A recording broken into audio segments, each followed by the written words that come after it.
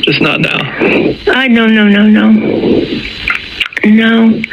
But this is what you want? Yeah, this is my decision. This is what I'm gonna do. Now, this nightmare has to be over for everybody. No. You have to remember, we're strong. I know. This is my decision, though. But don't ever confess to something you didn't do. I know, but this is my decision, though. This is all me, okay? I was not pressured into anything. This is my decision. Okay. I've been the service on Sunday. Oh my gosh, it was. Behind the reinforced walls of the Dodge Correctional Institution in Waupun, Wisconsin, the structural routine of a maximum security prison was abruptly shattered by a volatile verbal confrontation that instantly caught the attention of the state's institutional management units.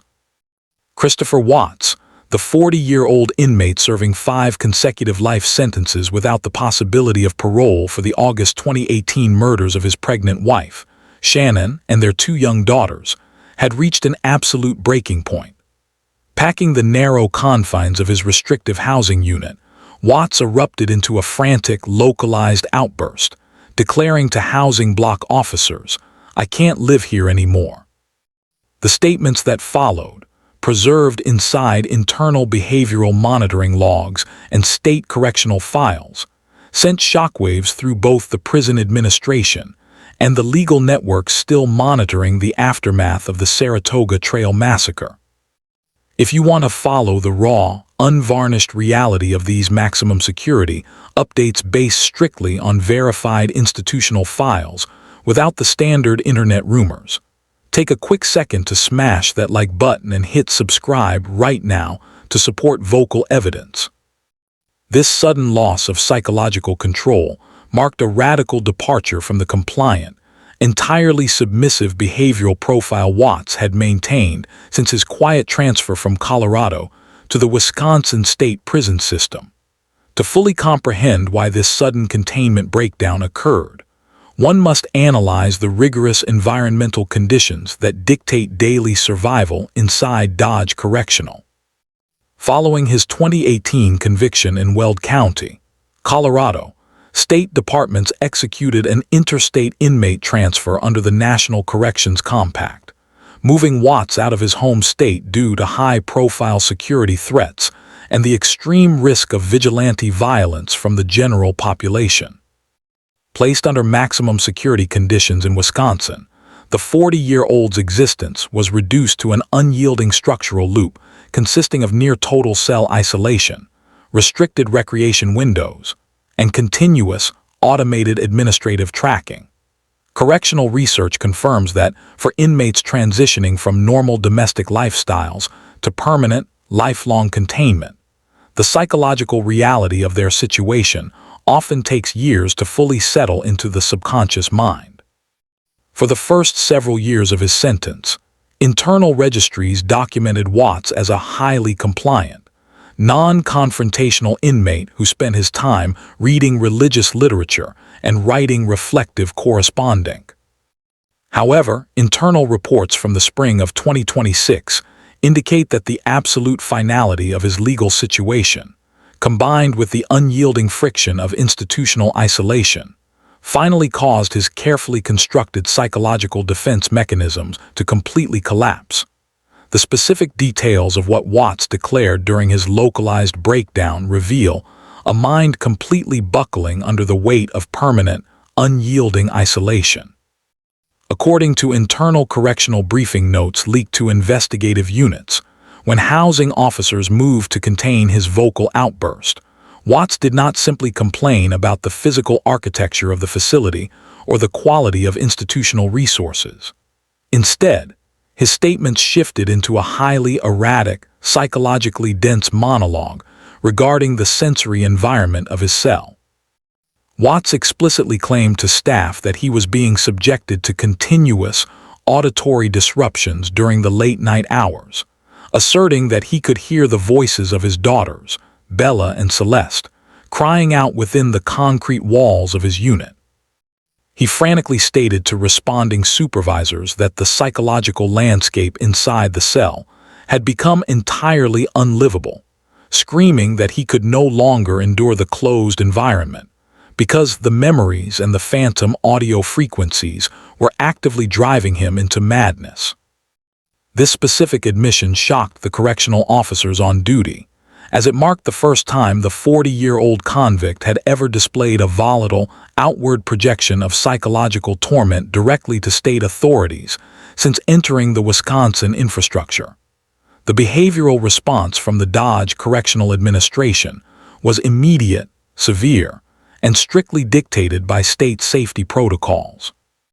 If you appreciate our absolute dedication to exploring these maximum security updates using purely verified institutional records and official dockets, take a brief second to subscribe to Vocal Evidence and turn on notifications right now. Recognizing that a vocal outburst of this magnitude from a high-profile life-term inmate often serves as an immediate precursor to severe self-harm or an acute psychiatric crisis, prison supervisors immediately implemented an administrative watch order. Watts was temporarily removed from his standard housing unit and placed under intensive psychological observation, an operational status where an inmate is stripped of all personal effects, clothed in a secure anti-suicide smock, and monitored 24 hours a day by a dedicated corrections officer sitting directly outside the cell door. The official state logs from this watch period confirm that psychiatric staff were deployed to conduct multiple emergency behavioral assessments, attempting to determine whether Watts's frantic statements were the result of a genuine, localized psychotic break or a calculated administrative maneuver to force a transfer to a less restrictive facility.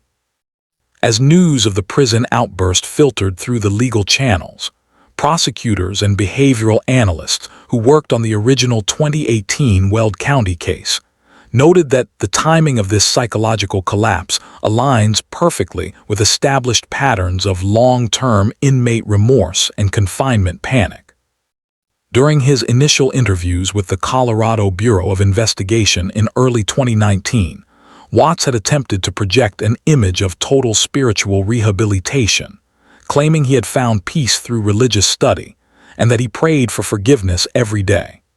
However, criminologists note that this type of early institutional adaptation is often a superficial survival strategy designed to block out the horrific reality of the crime. When an inmate faces the realization that they will spend the next 40 to 50 years inside an identical concrete box without ever experiencing a single moment of external freedom, the superficial layer of peace inevitably erodes. The state's original motivational profile had established that Watts committed the murders to achieve a frictionless fresh start with his new partner now, locked inside a maximum security facility.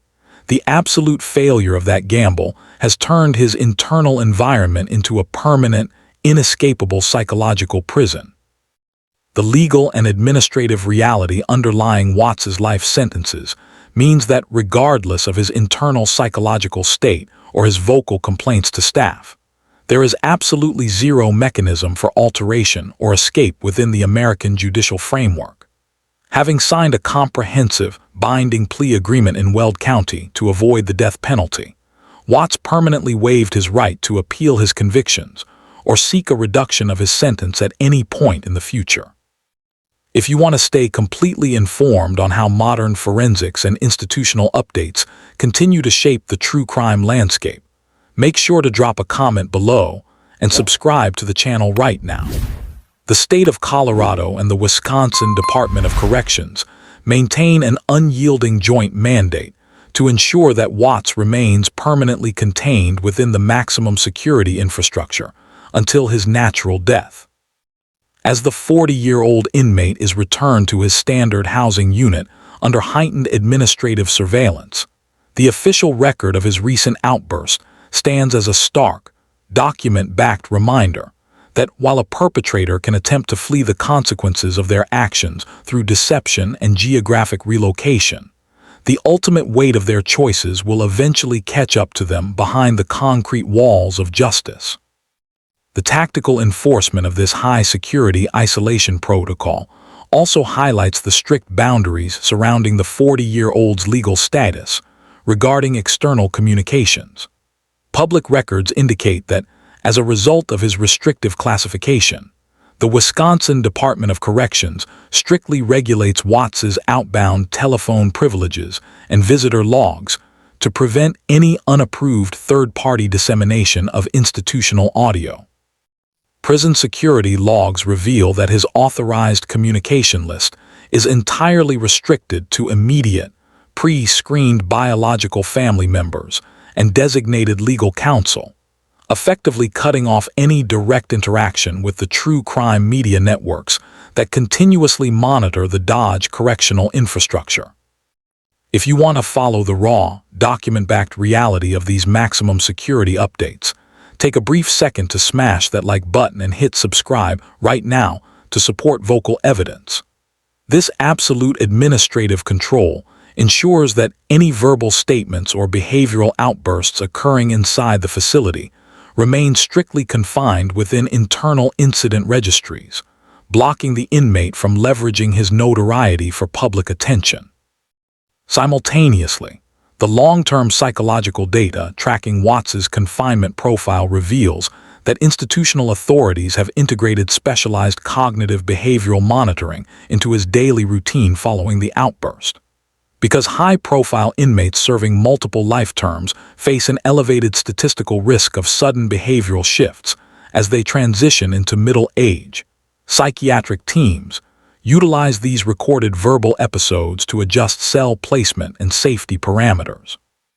The official record of his frantic declaration to the guards serves as a critical diagnostic anchor, proving to state behavioral analysts that the superficial compliance observed during his early years of incarceration did not equate to genuine psychological stabilization.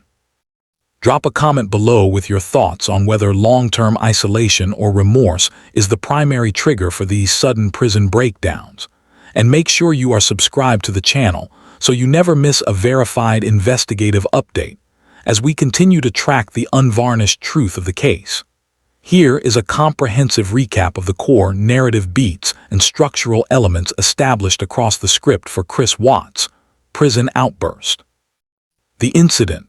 The script documents a volatile verbal breakdown inside the maximum security walls of the Dodge Correctional Institution in Waupun, Wisconsin. The outburst. Christopher Watts, now 40 years old, fractured his years of quiet compliance by packing his cell and frantically declaring to correction staff, "I can't live here anymore." The shocking statements.